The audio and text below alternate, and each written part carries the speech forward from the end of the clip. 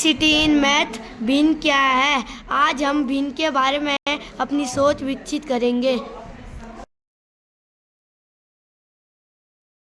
भिन्न एक ऐसी संख्या है जो किसी संपूर्ण चीज का कोई भाग निरूपित करती है। जैसे कि एक सेब के हम 4 भाग करते हैं जिससे एक हिस्से को निकाल दिया जाता है तो उसे 1/4 के रूप में प्रदर्शित किया जा सकता है, जबकि शेष बचे भाग को 3/4 के रूप में लिखा जा सकता है। भिन्न के 2 भाग होते हैं, अंश और हर। अंश भिन्न का वह भाग होता है जो ऊपर लिखा जाता है, जैसे 1/4 में एक अंश है क्योंकि यह ऊपर लिखा जा रहा है। हर भिन्न का वह भाग होता है जो अंश के नीचे लिखा जाता है, जैसे 1/4 में 4 हर है क्योंकि यह अंश के नीचे लिखा जा रहा है।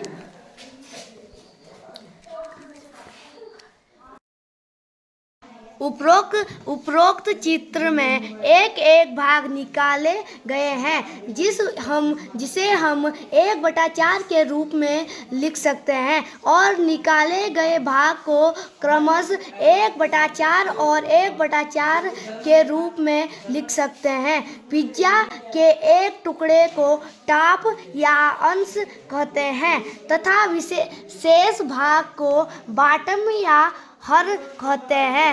इसी प्रकार से चॉकलेट के एक भाग को टॉफी या अंश कहते हैं तथा शेष भाग को बॉटम या हर कहते हैं। इस प्रकार से हम कह सकते हैं कि यह एक भिन्न के रूप में है जिसमें ऊपर अंश और नीचे हर होता है। दिए गए दोनों चित्रों में अंश के बारे में समझ विकसित करेंगे। चित्र 1 में वस्तु के 8 बराबर भाग किए गए हैं जिसे हम 1/8 के रूप में लिख सकते हैं, जिसमें एक अंश है। अंश भिन्न का वह भाग होता है जो हर के ऊपर लिखा जाता है।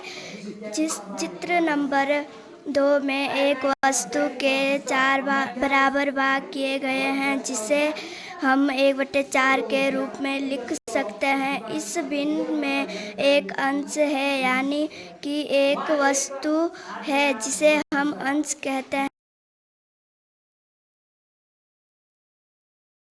उपरोक्त दोनों पिक्चर्स में फर्स्ट वस्तु के 8 बराबर भाग तथा दूसरे वस्तु के 4 बराबर भाग किए गए हैं। इसलिए हम समझ सकते हैं कि 1/8 और 1/4 में हर भिन्न का वह भाग होता है जिसे भिन्न के नीचे लिखा जाता है, उसे हर कहते हैं, क्योंकि 8 और 4 हर को जोड़ने पर हमें संपूर्ण भाग प्राप्त होता है।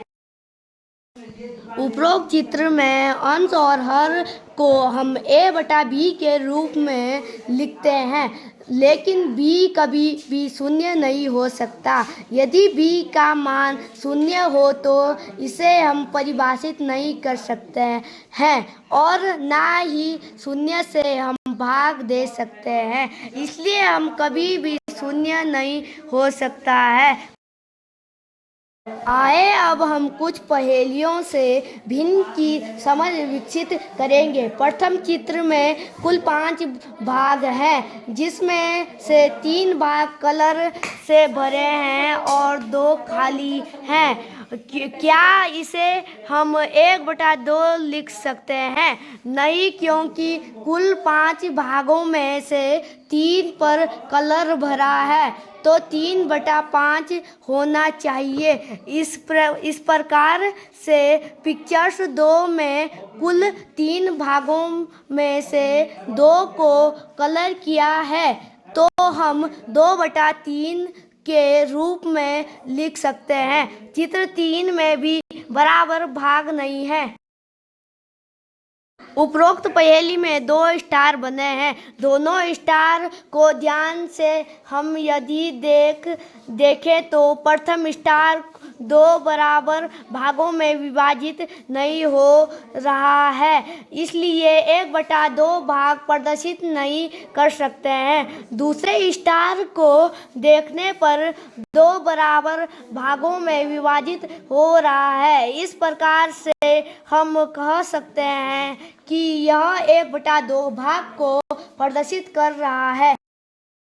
तीनों चित्रों को ध्यान से देखने पर हम देखते हैं कि प्रथम चित्र में कुल 5 भाग हैं और 3 भाग रंगीन किए हुए हैं, इसलिए 1/2 के रूप में हम नहीं लिख सकते। हम 3/5 के रूप में लिख सकते हैं। दूसरे चित्र में कुल 3 भाग है और 2 भाग रंगीन हैं, तो 2/3 के रूप में लिख सकते हैं। तीसरे चित्र में भी बराबर भाग नहीं है, इसलिए हम कह सकते हैं कि भिन्न को बराबर भागों में विभाजित होने चाहिए।